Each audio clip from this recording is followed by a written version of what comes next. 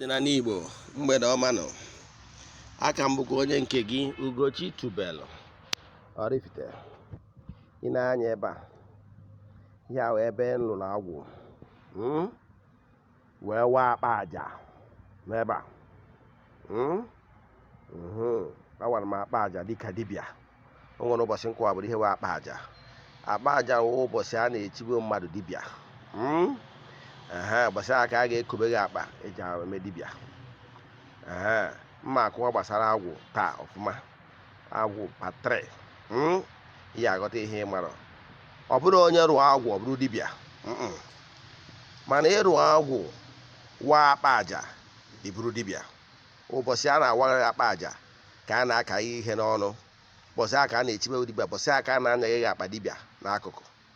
Anyaghị akpa anyatụ anyakwaghị ọzọ. Ụbọchị a ka a na-echibe gị ya. Ka ofu tata wụ ụbọchị ụka nwere ụmụ ọrụ anyị lụsịrị. Ụmụ ọrụ abụọ ọrụ lụsịrị n'ihu ilo. Ụfọdụ ihe ndị ndebe n'ilo. Ọ bụrụ ụlọ ọrụ m taa nwere ọrụ ndị m lụrụ. Ụfọdụ ọ bụrụ ọrụ niile ka a na-arụ n'ụlọ ọrụ ka bụ nke a nọ n'okwu ewelụ. O nwere ihe m ma egosisi gị dịka m kwuru na mbụ. Aha m bụ Ugochi Tubelu Oraifite. Abụ m onye mgbasa ozi ọdịnala Igbo. Dịka m kwuru na nkụzi ụbọchị taata wụ agwụ. Agwụ taata ihe na-akụ gbasara agwụ patre. Ụbọchị m lụrụ agwụ na-etu ndị Oraifite si alụ agwụ. Ị na-anya na ọfa agwụ m ebe a. Ọfa. Ị na-anya na ọfa ị ga-afụ na ụzọ ọfa ịnọ dị n'ime ya. Ọfọ nke a dị n'ala bụ nna m ochie onye isi ndị agwụ n'ụmụ Ezuopi na Oraifite. Ya wetara ọfọ a. Ọfọ nke a dị n'ala bụ onye isi agwụ na okenye anyị onye nwa na-efe ụlọasị Oraifite. Maka na onye bụ ụlọasị a na-efe na okenye na ụmụnna anyị na ana anyị wuru ụda amechi dịka nsukwu na anyị na-akpụ alụ na Oraifite. Ya nwekwa eze mmụọ na wetara ọfọ nke a. Ọfọ nke a dị n'enu ya bụ enyi m nwoke nwoke nwanne m nwoke na-efe arụsị a na-akpọ ngene. Ya nwa bịakwuru ụbọchị a na-echibe ndibịa. Ya wetara nke a. Ọfọ nke a mere ọfọ ịnọ ebukọrọ ọnụ ụwụ ọfọ nji alụ ụlọ oke awele. Ya mere ife na ọfọ ya ọhịa ọfọ ịnọ mbukọrọ ọnụ. Ghọtara ya? Ọfọ ndị ọzọ ya afụsị nke ọbụla nwere ihe ọ na-alụ. Nke a ọfọ nna nna anyị ha ji wee mee dibịa. Ọfọ ndị nna nna anyị ha nke nwachiri. Ọfọ ndị a niile nke ọbụla nwere nke ọ na-eme ma ọfọ alụsị. Ghọtara ya? So mana ihe m chọrọ ịkọwa n'ụbọchị taa bụ gechaa ntị ọfụma. Nwee obere ndidi ka m tọọ nụọ ihu m ka i wee na-afụ ihu m ọfụma ka m wee na-ekwu ihe m na-ekwu. So ihe m na-achọ ịkọwa bụ gbasara agwụ. Gịnị bụ agwụ? E kwuru na onye ọbụla lụrụ agwụ abụrụ ịlụ agwụ ịbụrụ dibịa. Onye lụrụ agwụ simple layman understanding bụ na ọ bụrụ na anyị gbara afa wee sị na agwụ na-edi stọpụ ihe ọ pụtara bụ na inwere kọl. Weda ma ị chọziri ịrụ ya n'ụka ma ọ bụ na ịrụ n'ụdị ọbụla. Gịnị bụ agwụ? Agwụ ahụ ọ bụ na alụ ọrụ gị agwụ ị mara achịkọtara onyinye amara gị. A sị na gịnị wụ onye mmụọ nsọ. Onye mmụọ wụ onye Chukwu ji eme ọgọ nke ga-enyere anyị aka ikwerenụ. Onyinye mmụọ nsọ ahụ bụ onyinye amara Chineke nyere gị ka i wee bie ndụ n'elu ụwa wee rụọ ọrụ n'elu ụwa wee zọọ ndụ ndị mmadụ. Ọnya bụ onyinye eme anyị nwere kọlụ. Anọ onye nwa bụ na agwụ mara gị.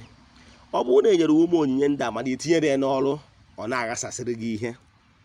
Den ka a rụziere gị agwụ alụ ọrụ gị agwụ does not mean na iburugo eze nwoke maọbụ eze nwaanyị maọbụ na iburugo dibịa. Ọ bụrụ eziokwu. Enwere akụwago ụbọchị nkwa gbasara si na enwere agwụ nka na ụzụ ndị na-afụ maka sayensị and teknọlọji. Onye na-alụ fabriketi ka onye na-afabriketi na-ewepụta ihe fonu na-ekreti kreativiti agwụ ka ọ bụ. O nwere onye ọgwụ ya bụ ile ịzụ ahịa. Agwụ eji azụ ahịa. Ọ na-azụ ahịa ọ bụrụgoro nsị ka ọ gbasara na ọ na-ele esi ewelu unu. Ịghọtara na ya na gburugburu gị ya afụ onye na-ele sọ mmanya ma onye na-ele na-ele chinchin ma ọ na-ele one thing or the other ma ọ na-eme obere bread na donut ọ na-alụ na-efere ya onwe agwụ afịa. Enwere agwụ mmiri, nwa agwụ enu ana, nwa agwụ ọfịa. Ndị agwụ ọfịa ya aba n'ime ọfịa ahịfịa na-agwa ya okwu, ọ batacha ahịfịa dị iche iche sie ya nwa mmadụ abụrụ ahụ ya dị ya mma. Enwere agwụ dị iche iche n'ọgba afọ amara ụdị agwụ na-enye gị nsogbu wee chịkọtara ya ọnụ enwe direction, nwezi ebe ị nọ wee na-enye ha ihe, na-agwa ha ihe ị chọrọ, ha wee na-communicate to you, iwee nwee ike mee ụwa gị. O nwere ike ebe onye onye azụ ahịa ha na-aghasa ịlụ agwụ chịkọta ya ọnụ, onyinye nke amamihe na nghọta eji azụ ahịa abataghị n'imi na-azụ ahịa na-azụta uru. Mana ị nwere ike bụ na onwe onye bụ na-enyere ya onyinye nke ịkụzi akwụkwọ, ọ na-akụzi ndị mmadụ na-aghọta ya.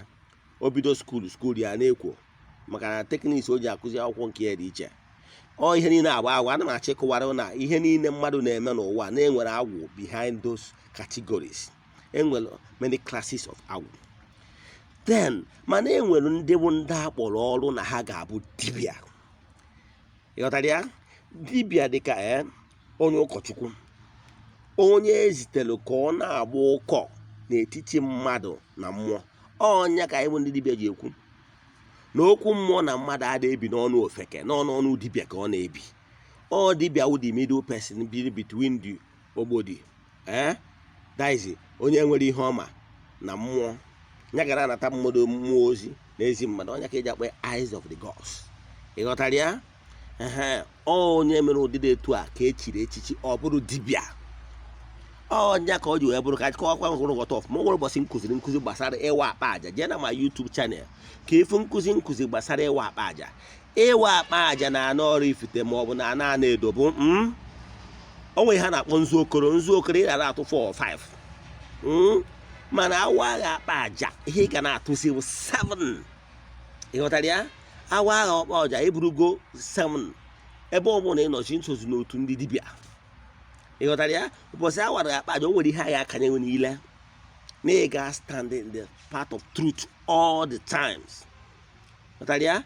Then ịwa akpa aja ebido tụwa nzu 7 ka ị ga na-atụ na ogologo. Ifuge 7. Ichi ọzọ adị ofu ịtụba 8. Ọ bụrụzie na ibu isi mmụọ daizi na o nwere deity ewu chi priest ya ịtụma 9. Ịghọtara ka o si wee dị? Etu aka isi ghọta. So ka ịghọta na onye wara akpa aja na onye lụrụ agwụ anọ na the same category. Onye wara akpa aja bụ onye bọsị aka a na-echibe dibịa, ọ nnukwu mmemme ka ọ na-abụ. Ịghọtara ya? Ọnya ka m na-achọ ịkọwara ndị mmadụ ka ọ na-ghọta ihe dị iche. Ọnwa ajụjụ ị nwere n'ihe gbasara ihe a nkọwara, jụọ m aja. Ụmụ Ugochi tubelu Oraifite, nwa Adama anyị na-akpọ alụ. Phone nọmba m 08055783772. Ugochi tubelu Oraifite. Ị ga-eji afọ achọta na Facebook, sendịala m meseji, adị anyị na group channel, so that ka ị na-enweta meseji na-akụzi n'ọdịnala Igbo kwa ụbọchị. Ndewo. Na inwe ajụjụ jụọ m, aga m enyere gị aka. Ya gazie. Ọ bụkwa na o nwere ihe na-eme na ngwurube nna gị ghọtara, jụọ m ajụjụ, aga m enyere gị aka. Anyị na-agbakwa afa ka e wee reviruo ihe na-ezoro ezo na ndụ maọbụ ihe na-akpasasịrị ihe. Ya gazie.